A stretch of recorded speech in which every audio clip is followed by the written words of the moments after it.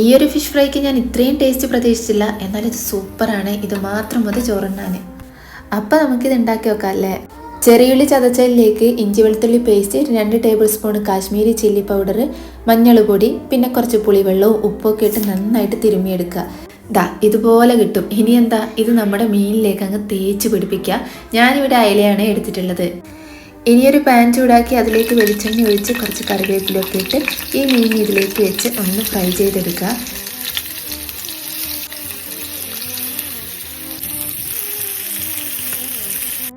അങ്ങനെ fish fry ചെയ്തെടുത്തു. ഇനി അതൊന്ന് മാറ്റി വെക്കുക. ഇനി അതേ പാനിലേക്ക് നമ്മൾ നേരത്തെ ഉണ്ടാക്കി വെച്ച ബാക്കി മസാല ഇല്ലേ, അതും കൂടെ അങ്ങ് ഇട്ട് കൊടുക്കുക. കുറച്ച് വെള്ളം കൂടി മിക്സ് ചെയ്ത് നന്നായിട്ടൊന്ന് ഇളക്കി കൊടുക്കുക. എന്നിട്ട് അതിലേക്ക് നമ്മുടെ ഫ്രൈ ചെയ്ത ഈ മീനില്ലേ, അതും കൂടി ഇട്ട് മിക്സ് ചെയ്തെടുക്കുക. നമ്മുടെ സംഭവം ഇവിടെ റെഡിയായി. ഉണ്ടാക്കാൻ തുടങ്ങുമ്പോൾ ഞാൻ ഇത്രയും ടേസ്റ്റ് ഒന്നും പ്രതീക്ഷിച്ചിട്ടില്ലേ. ഇങ്ങനെ ട്രൈ ചെയ്യാത്തവർ ഒന്ന് ട്രൈ ചെയ്യണേ.